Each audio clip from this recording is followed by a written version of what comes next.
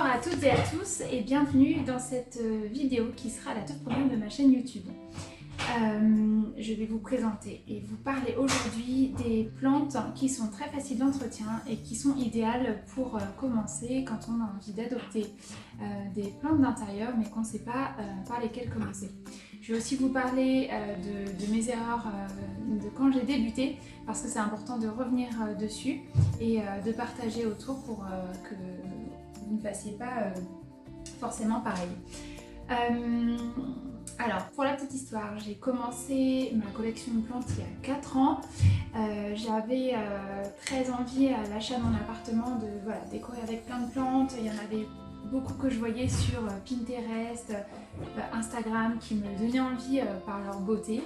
Et en cadeau de crémaillère, j'ai demandé une calathea médaillon. Alors je peux même pas vous la montrer aujourd'hui puisque depuis elle est décédée parce que c'était absolument pas une plante facile d'entretien et absolument pas une plante par laquelle commencer quand on débute. Donc aujourd'hui je vous ai fait une toute petite sélection de plantes vers lesquelles je vais vous orienter si vous souhaitez commencer à adopter des plantes vertes qui vous le rendront bien. Et je vous ai sélectionné une ZZ. Ça c'est le nom facile à retenir et le nom complet c'est Zamioculcas zamifolia. Alors celle-ci, elle est vraiment chouette parce qu'elle va vous pardonner un manque d'arrosage ou un excès d'arrosage. Il ne faut pas que ce soit répétitif, mais voilà, elle est vraiment cool.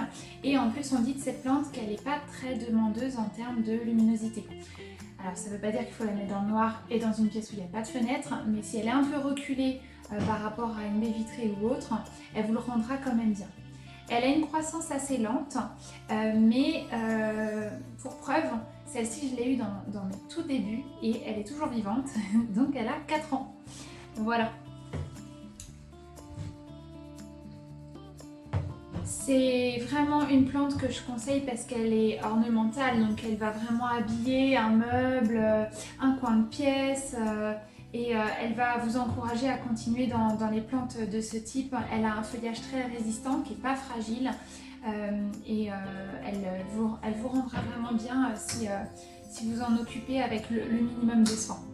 Si jamais ça vous intéresse d'avoir une version de cette ZZ un peu plus originale parce que vous souhaiteriez avoir quelque chose qui se distingue, je peux vous présenter sa grande sœur chez moi, qui est la ZZ Raven. Sa particularité, c'est d'être noire.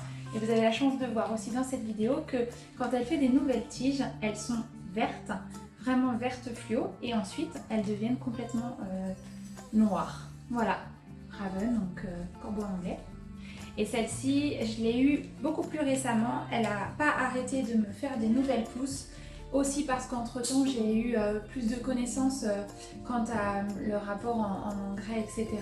Mais elle me rend aussi bien que la première, si ce n'est qu'elle a un coloris beaucoup plus original et dans un style un petit peu industriel, c'est sympa. Alors moi je suis le mauvais exemple pour cette vidéo aujourd'hui, mais c'est bien de nettoyer en fait la plante parce qu'elle prend énormément la poussière. Ça empêche la bonne photosynthèse en fait des feuilles. Et prenez le temps quand vous pouvez de la nettoyer avec un chiffon au moins humide. Et après il existe tout plein d'autres choses sur lesquelles je reviendrai dans peut-être de prochaines vidéos. Mais en tout cas moi ce que je fais c'est que de temps en temps je frotte un savon noir avec le chiffon humide et voilà, je nettoie tout. Ça enlève pas que la poussière, ça peut aussi enlever des nuisibles, mais sur ce type de plante là j'en ai jamais eu pour l'instant. Voilà.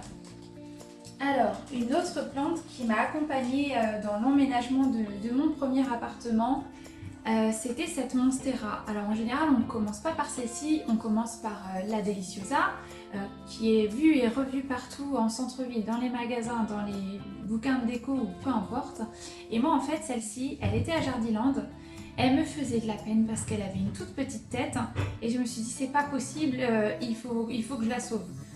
Alors j'avais aucune connaissance au départ, mais je me suis lancé ce défi-là et j'ai aggravé son cas parce que je ne savais pas du tout comment m'en occuper et je l'ai beaucoup arrosée. Et donc elle a perdu ses feuilles, toutes ses feuilles ont jauni, je ne savais pas comment l'exposer chez moi. Et à un moment donné, j'ai baissé les bras et je me suis dit, je la mets dans un coin en haut de mon armoire dans ma chambre et on verra plus tard. Et en fait, c'est ça qui l'a sauvée parce que j'ai compris que c'était une plante qui n'avait pas besoin de beaucoup d'eau. Et elle a commencé à me faire des belles racines. Alors c'est une plante que j'ai beaucoup bouturée, donc là elle est un petit peu dégarnie. Et comme on est en hiver, elle tarde à faire des feuilles, donc les tiges s'allongent et on a de moins en moins de feuilles et des petites feuilles. Mais elle a aussi 4 ans et honnêtement, je m'en séparerais pour rien au monde parce que toutes les boutures que j'ai faites ont ravi les personnes qui les ont acquéries et elle est vraiment sympa. Alors ma grand-mère m'a dit oh c'est drôle, elle doit avoir des bêtes parce que ses feuilles sont trouées. Mais non, c'est vraiment le typique de la Dansonis, ça s'ouvrira jamais jusqu'au bout, les fenestrations comme la Deliciosa. Voilà, que dire de cette plante également. On reviendra sur la question du bouturage qui est très facile et c'est aussi pour ça que c'est une plante de débutant parce qu'en fait ça nous montre plein de choses dans son entretien et voilà, dans le fait de la bouturer parce que ça reste simple les deux. Voilà, donc ça c'est une plante que j'affectionne énormément bien qu'elle soit très commune et maintenant j'ai travaillé à l'avoir en peu commune, voire en rare, avec des variegations, etc. Mais ça sera l'objet aussi d'une autre vidéo. Alors, une autre plante, une troisième qui m'a accompagnée depuis le début aussi. Je vais essayer de mettre des photos si je peux en encart dans cette vidéo de ses débuts. C'est ce Big Pilea. Alors les piléas, il faut savoir que ça peut monter jusqu'à 1,20 m de hauteur, qu'il vaut mieux à un moment donné le tutorer parce que sinon il s'affaisse. Et il faut savoir qu'il perd régulièrement ses feuilles dans le bas. Donc là, je vous ai gardé ça exprès pour la vidéo pour vous montrer que, voilà, en fait, il y a des feuilles, et c'est pas grave du tout, qui jaunissent et qui tombent, comme celle-ci, voilà.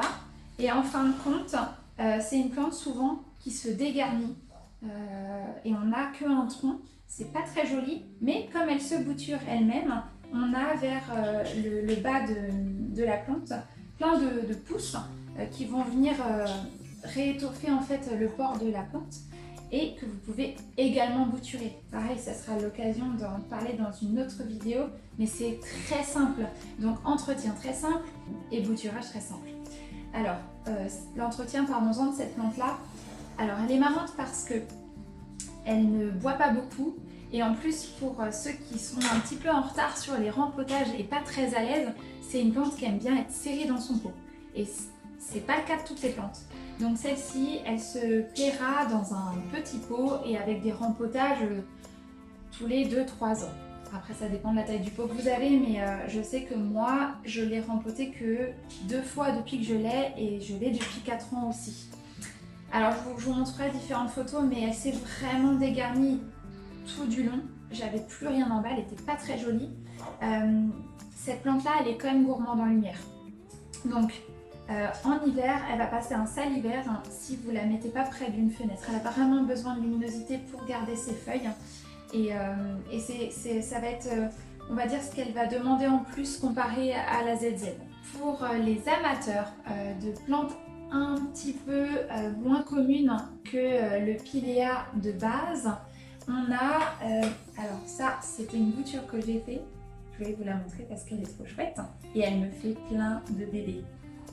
Elle sera à vendre un jour quand j'aurai le temps. Alors, je vous disais en plante vraiment similaire mais avec un côté un peu plus original, ça va être celle-ci, c'est la Pilea Morito. Donc Pilea Morito, on a des feuilles en fait qui sont panachées. Du coup, cette plante, elle va réclamer encore plus de luminosité que la basique.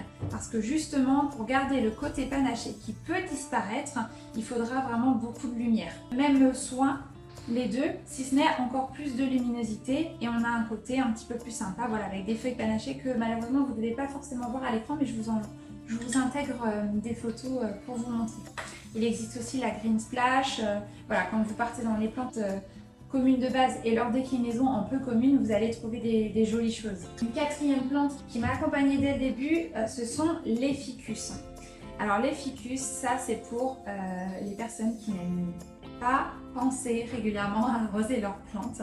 Ils ont besoin de très peu d'eau. C'est des plantes aussi que j'ai très peu rempotées. C'est des plantes intéressantes parce qu'elles ont une croissance assez régulière quand même. Celle-ci, ce n'est pas la Tineke, c'est la Bélise. En fait, elle a des feuilles qui sont un peu rosées, donc c'est une version encore améliorée, on va dire, du Tineke. Le Tineke, j'ai pas pu vous l'emmener, il est trop grand. Il faut savoir qu'en pleine nature, notamment en Espagne, vous retrouverez ces plantes-là. Ce sont des arbres immenses qui font 8 mètres de haut facile. Et chez nous, en fait, le plafond à un moment donné va les arrêter, mais voilà, on va rester dans les 3 mètres maximum à peu près. Pareil, pensez à bien la dépoussiérer, ne faites pas du tout comme moi parce que au final les feuilles plates elles accumulent énormément de poussière. En ce qui concerne la luminosité, j'ai pas trouvé, mais j'ai pas du tout la science infuse sur les plantes. Hein. Encore une fois, je parle juste des 4 années d'expérience que je peux évoquer avec vous aujourd'hui et dont je peux faire le bilan. Peu importe où je les ai placées en termes de luminosité, elles n'étaient pas gourmandes. Par contre, le ficus est très connu pour ne pas supporter les déménagements. Alors, nous, on a déménagé déjà 2 fois, donc Tineke nous a accompagnés en fait sur 2 déménagements. Ce que j'entends par déménagement, c'est qu'une fois qu'elle est à une place dans une maison, vous pouvez éviter en fait de la bouger d'une pièce à l'autre, etc. parce qu'ils aiment bien être dans leur coin, là où ils sont. Si vous la bougez d'un mètre, c'est pas grave, mais voilà, la changer tout le temps pour qu'elle ait de nouveau besoin de s'acclimater, etc. Voilà pour la Bélise. Et je termine avec peut-être une des plus connues, mais il fallait quand même en parler dans cette vidéo, les pothos. Donc les pothos avec le nom savant Epiprenum. Alors là, moi, je vous ai pas sorti le golden, le silver, etc. Parce que je les ai pas sous la main et qui sont trop petits. Mais je vous ai sorti un de mes chouchous, qui est le Enjoy. C'est une copine qui m'a fait une bouture. Et honnêtement, les pothos, c'est des plantes qui avaient une petite réputation. Peut-être un peu plantes de grand-mère, etc. Et en fait, elles ont une variété de couleurs de feuilles qui est extraordinaire. Ça, c'est le Enjoy, avec voilà, des taches blanches, au moins 3 teintes de vert sur les feuilles. Et elles pardonnent tout. Elles pardonnent les excès d'arrosage, les oublis, les rempotages un peu tardifs. Et honnêtement, c'est vraiment des plantes sympas. Elles sont sympas parce qu'elles vont faire des lianes, comme la Monstera. Et ces 2 plantes vont aussi s'éclater si on les tuteur, mais ça c'est pareil, ça sera l'objet d'une prochaine vidéo. En attendant, pour des personnes qui souhaiteraient voilà, acquérir des végétaux plantes d'intérieur chez eux, faut pas hésiter à se tourner vers ces plantes qu'on vient d'évoquer dans la vidéo, parce que ce sont des plantes complètement faciles d'entretien qui vous le rendront bien et au bout de quelques mois, si vous en sortez bien, vous pouvez passer à des plantes un tout petit peu plus compliquées, mais faites pas comme moi, ne commencez pas par les calatheas. Voilà, cette vidéo se termine, j'espère que ça vous a plu. Je débute tout juste ma chaîne YouTube, donc si vous avez des sujets sur lesquels vous souhaitez que je fasse une vidéo, c'est avec plaisir que je prendrai en note vos souhaits et on se retrouve bientôt pour une prochaine vidéo.